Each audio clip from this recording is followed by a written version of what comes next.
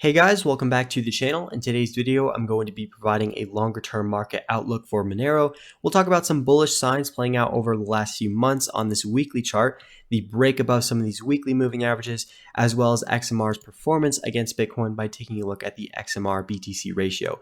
And with this, we've really got the potential for a major double bottom formed off these lows right around 380,000 Satoshis, with the first real retest in the beginning in Q1 of 2021, and then the second retest in Q1 of 2022. So if you guys enjoy the content, make sure to leave a like and subscribe. Also, by the way, I will leave a link to my Twitter page in the description below. Feel free to go ahead and check that out as well. I'm fairly active over there with crypto content.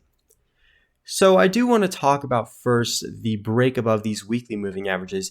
And if I zoom in here to the last few months, you can see that these have actually been acting as pretty strong resistance over the last few months. We had the rejection right here in August, a rejection in September, another rejection right here in October, and then we didn't really get that breakout and the follow through until December into January. So now that we're seeing that breakout, it's fairly bullish considering that we've already taken out this high from back here in August. We've made a higher high, and we did also form a higher low. So we've got this nice uptrend structure with the higher highs and the higher lows. And ultimately, we have the 20-week average starting to trend up for the first real time since it was going sideways back here towards that all-time high back in 2021. So a lot of things starting to give me signs of a structural reversal. We're no longer really just forming these lower lows every few months. We held those lows from back here in June, which is actually not something that many other altcoins have done. And even Bitcoin made a lower low on that FTX crash. So a lot of this relative strength and relative performance has been working in Monero's favor, given that we've already seen that higher high and that breakout again above these weekly moving averages. So overall, a lot of positive signs here. And I really don't see many major levels of resistance that we can look to for Monero. You could make the argument that we do have this general downward sloping trend line, and we're actually retesting that with the move from right here in May of 2021 as well as May of 2022.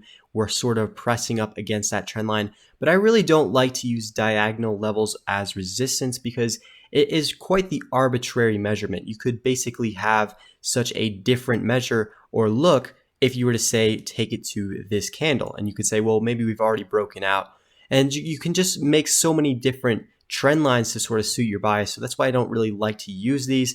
I think that we've broken above the horizontal level that we wanted to see as resistance, which was basically the high from back here in August that sort of capped the upside on a few attempts. And we've made that on the weekly candle closing basis. So overall, I think we do have some confirmation, and I really would look to see some continuation to some of these other lower highs, like the one back here in April at $250, and then eventually the ones from back here in August of 2020 at $317.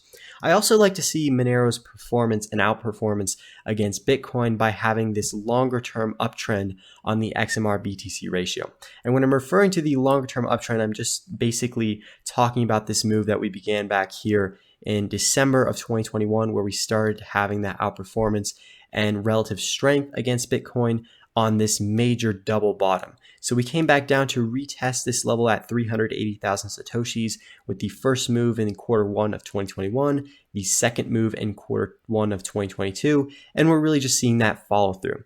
Yes, we're coming up to resistance, but ultimately I do think that we're going to see this break and a continuation higher, and I would look out to this level right around 910,000 Satoshis, the high from back here in May of 2021, and the most recent area we found resistance as a pretty key level. So looking out here into the next few months, if we were to say have some sort of breakout above this level, flipping it back into support, I think this would be a fairly bullish sign that we would look to as confirmation for a reversal to this downtrend on the XMR BTC ratio.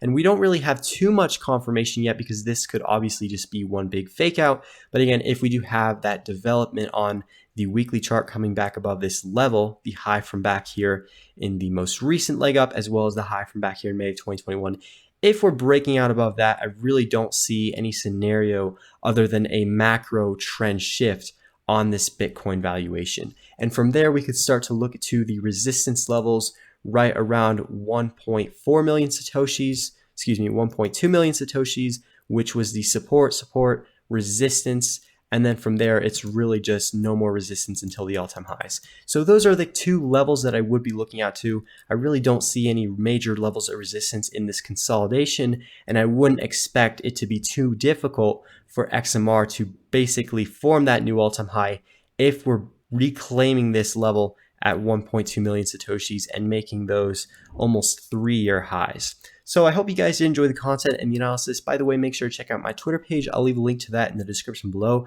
As always, I hope you guys enjoyed, and I'll see you in the next one.